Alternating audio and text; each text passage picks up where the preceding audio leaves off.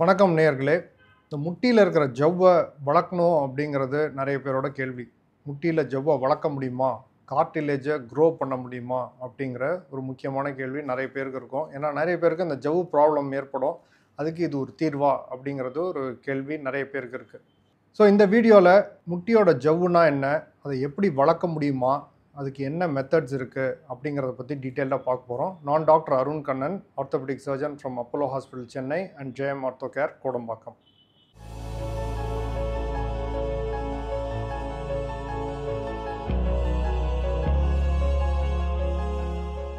பொதுவாக எல்லா ஜாயின்ஸ்லையும் இருக்கும், முட்டிலையும் கிட்டத்தட்ட இதே மாதிரி ஸ்ட்ரக்சர் தான் இருக்கும்.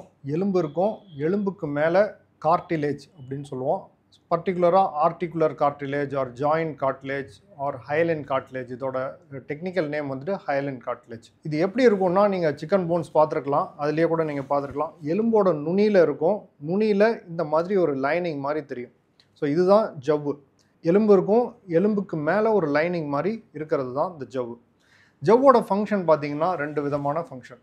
ஒன்று வெயிட் பேர் பண்ணும், அதாவது நம்ம நிற்கும்போது நடக்கும்போது எலும்பு மேலே இருக்கிற அந்த ஒரு ஷாக் அப்சர்வர் மாதிரி இருந்து வெயிட்டை தாங்கணும்.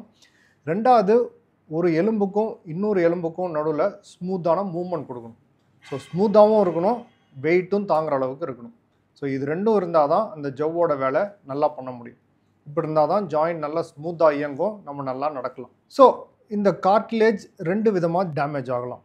ஒன்று சொல்லுவோம் ஃபோக்கல் கார்டிலேஜ் லீஷன் அப்படின்னு, அதாவது இந்த ஜவ்வில் ஒரு இடத்துல மட்டும் பாதிப்பு ஏற்படுறது. இதுக்கு பேர் focal cartilage defect or cartilage injury அப்படின்னு சொல்லுவோம். ஜென்ரலாக இன்ஜுரினால் வரலாம். சில டைம் இந்த ஆஸ்டியோகாண்ட்ரைட்டிஸ் டிசிகன்ஸ் அப்படின்னு ஒரு நோய் இருக்குது, யங் பீப்புள் வரக்கூடியது. அதில் ஒரு போர்ஷன் ஆஃப் கார்டிலேஜ் வித் அது கீழே இருக்கிற போன் ரெண்டும் ஃப்ளேக் மாதிரி வந்துடலாம். ஸோ இது ரெண்டும் காமன் ரீசன்ஸ் கார்டிலேஜில் ஃபோக்கல் டிஃபெக்ட் வர்றதுக்கு. ஃபோக்கல் அப்படின்னா ஒரு இடம், ஆர் லோக்கலைஸ்ட் அப்படின்னு வச்சுக்கலாம் நம்ம. ஸோ பார்த்தீங்க அப்படின்னா இந்த மாடலில் காமிச்சிருக்கிறோம். ஸோ இதில் இந்த இடத்துல மட்டும் ஒரு டிஃபெக்ட் மாதிரி வந்திருக்கு. இந்த சிகப்பு கலரில் காமிச்சிருக்கிறோம். ப்ளூ கலரில் இருக்கிறது நல்ல ஜவ்வு, இங்கே சிகப்பு கலரில் டிஃபெக்ட் இருக்குது. நம்ம பர்சனில் பார்த்தோம்னா இந்த கார்டிலேஜ் ஜென்ரலாக ஒரு ஒயிட்டிஷ் கலரில் இருக்கும். இங்கே ஒரு மாடல் ரெப்ரசன்டேஷனுக்கு நம்ம ப்ளூ கலரில் காமிச்சிருக்கிறோம். ஸோ ஃபோக்கல் கார்டிலேஜ் டிஃபெக்ட்னு இருக்கும். இதில் என்ன இன்னொரு பாயிண்ட், இன்னொரு ஜென்ரல் டைப்லேருந்து டிஃப்ரென்ஷியேட் பண்ணுறதுக்கு அப்படின்னா, ஜாயிண்ட்டில் ரெண்டு எலும்பு இருக்குது, மேலே ஒன்று கீழே ஒன்று. அதில் ஒரு சைடில் இருக்கிறது மட்டும் டேமேஜ் ஆகிருக்கும். ஜென்ரலாக அது கீழே இருக்கிற பகுதியில் டேமேஜ் இருக்காது. ஸோ ஒரு சைடு ஆஃப் த போனில் டேமேஜ் இருக்கும், ஒரு சின்ன ஏரியாவில் மட்டும் டிஃபெக்ட் மாதிரி வந்திருக்கும். இதுக்கு பேர் ஃபோக்கல் கார்டிலேஜ் டிஃபெக்ட். இன்னொரு வெரைட்டி பார்த்தீங்க அப்படின்னா கார்டிலேஜ் தேய்மானம். ஸோ முழங்கால் மூட்டு தேய்மானம், இந்த முடக்குவாதம், இதிலெல்லாம் இந்த கார்டிலேஜ் ஒரு ஜென்ரலாக டேமேஜ் ஆக ஆரம்பிச்சிடும். ஒரு பகுதி ஆர் ஒரு சின்ன ஃபோக்கல் ஏரியான்னு மட்டும் இல்லாமல் ஓவரால் ஏரியாவில் டேமேஜ் ஆகும். டேமேஜ் ஆகும்போது இது ஒரு ஜென்ரலைஸ் கார்டிலேஜ் டேமேஜ். இங்கே காமிச்சிருக்க மாதிரி இங்கே பார்த்தீங்கன்னா இங்கே டேமேஜ் இருக்குது, கீழ்ப்பக்கமும் டேமேஜ் இருக்குது.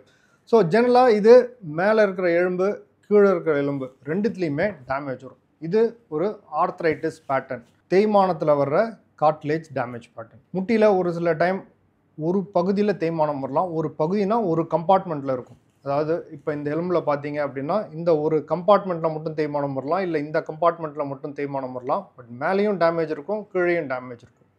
ஸோ அதுதான் இந்த தேய்மானத்தில் நடக்கிறது. இப்போ இந்த ஃபோக்கல் கார்டிலேஜ் டிஃபெக்ட் அப்படின்னு சொன்னேன், ஒரு பகுதியில் இருக்கும். ஜென்ரலாக ஒரு சென்டிமீட்டர் 1.5 சென்டிமீட்டர் அந்த ஏரியாவில் வந்துட்டு நமக்கு டேமேஜ் ஏற்படலாம், அடிபட்டு வரலாம், இல்லை இந்த ஆஸ்டியோகாண்ட்ரைட்டிஸ் டிசிகன்ஸ் அப்படின்ற ஒரு வியாதியில் ஃப்ளேக் மாதிரி வந்துடலாம்.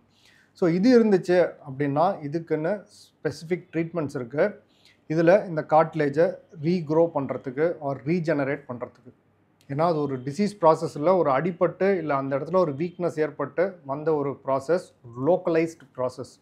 ஸோ இதில் வந்துட்டு கார்டிலேஜை ரீஜெனரேட் பண்ணுறதுக்கு ஜென்ரலாக ஃபஸ்ட்டு ரெஸ்ட் கொடுப்போம். இதுலேயே ஒரு சில பேருக்கு அந்த ஃப்ளேக்கான இடம் ஓவர் 6 months 1 year ஆறிடலாம். சில பேருக்கு ஆறாமல் தொடர்ந்து இருக்குது அப்படின்னா தென் இதை சரி பண்ணுறதுக்கு சர்ஜிக்கல் மெத்தட்ஸ் இருக்குது.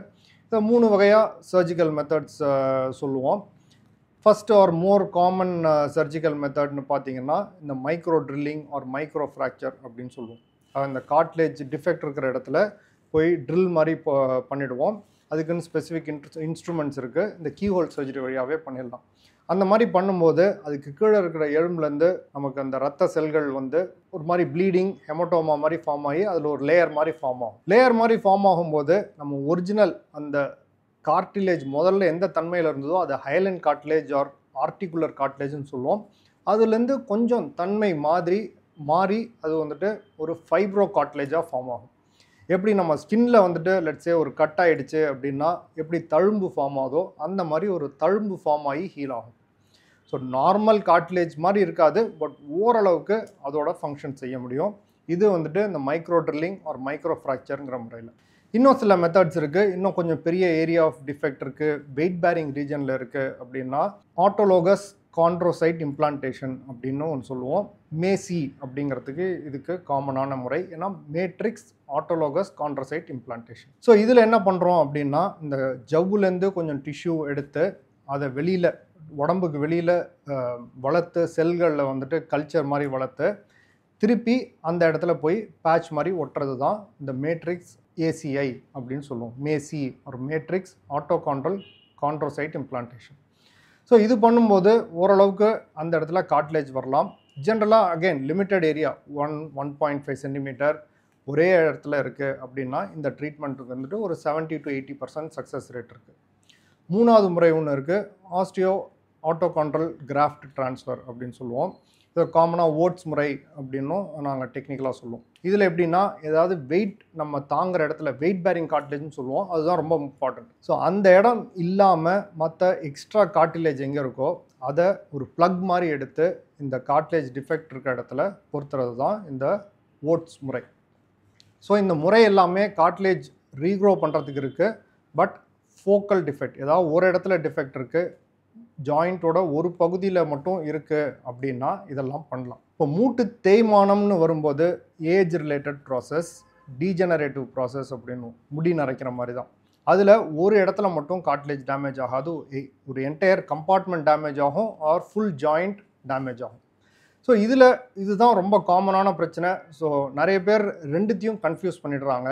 ஸோ மூட்டு தேய்மானத்துக்கு போய் நம்ம வந்துட்டு கார்டிலேஜை வளர்க்கணும், ரீஜெனரேட் பண்ணணும் அப்படிங்கிறது ஒரு நல்ல ஐடியா தான், ஃப்யூச்சரில் ப்ராபப்ளி வரும். பட் இன்றைய கட்டத்தில் சொல்ல போனோம் அப்படின்னா ஃபுல்லாக கார்டிலேஜை தேய்மானத்துக்கு ரீஜெனரேட் பண்ணுற டெக்னாலஜி அந்த அளவுக்கு நம்மக்கிட்ட கிடையாது. காமனாக சப்ளிமெண்ட்ஸ் கொடுக்குறோம், இதுக்கு குளுக்கோசமின், கான்ட்ராய்டின், இது போன்ற பல சப்ளிமெண்ட்ஸ், கொலாஜன் சப்ளிமெண்ட்ஸ், டர்மரிக், இந்த மாதிரி பல கான்ஸ்டியூவன்ட்ஸ் நிறைய பேர் ஆன்லைன்லேயும் ப்ரமோட் பண்ணுறாங்க. அது மாதிரி இருக்குது. பட் எல்லாத்துக்குமே பார்த்தீங்கன்னா ஓரளவுக்கு ஆன்டி இன்ஃப்ளமேட்டரி எஃபெக்ட் உண்டு. இருக்கிற கார்ட்லேஜுக்கு கொஞ்சம் ஸ்ட்ரென்த் கொடுக்குற மாதிரி விட்டமின்ஸ் தான். கார்ட்லேஜை ரீஜெனரேட் ஆர் ரீக்ரோ பண்ணுறதுக்கு எதுவுமே ப்ரூஃப் கிடையாது. ஸோ சப்ளிமெண்ட்ஸ் இருக்குது, அதோட லிமிட்டட் யூட்டிலிட்டி. ஸோ அதை வந்துட்டு இந்த தேய்மானத்துக்கு யூஸ் பண்ணாமல் இல்லை, பட் கார்ட்லேஜை ரீக்ரோ பண்ணுறதுக்காக இல்லை, இருக்கிற கார்ட்லேஜை கொஞ்சம் ஸ்ட்ரெங்தன் பண்ணுறதுக்கு தான் யூஸ் பண்ணுறோம். ரெண்டாவது முறை இப்போ கடந்த மேபி ஒரு 10 வருஷத்தில் நிறைய ட்ரையல் போயிட்டுருக்கு. அது பார்த்திங்கன்னா இந்த ஸ்டெம் செல் தெரப்பி அப்படின்னு சொல்லுவோம். ஸோ ஸ்டெம் செல்ஸ்னால் என்ன? ஸ்டெம் செல் அப்படிங்கிறது ஒரு செல் பல செல்களாக வளரக்கூடிய ஒரு பொட்டென்ஷியல் இருக்கிற ஒரு செல். ஸோ ப்ளூரிபொட்டன்ட் ஸ்டெம் செல் அப்படின்னு சொல்லுவோம். இப்போ எப்படின்னா இப்போ போன் மேரோவில் இருக்கிற செல் பார்த்திங்க அப்படின்னா உடம்புல பல வகையான செல்களாக மாறக்கூடிய ஒரு தன்மை கொண்டது. ஸோ லிவர் செல்லாக மாறலாம், போன் செல்லாக மாறலாம், இல்லை ஹார்ட் செல்லாக மாறலாம். இந்த மாதிரி பல செல்களாக மாறக்கூடிய ஒரு பொட்டென்ஷியல் இருக்கிற ஒரு செல். ஸோ அதுக்கு பேர் தான் ஸ்டெம் செல்.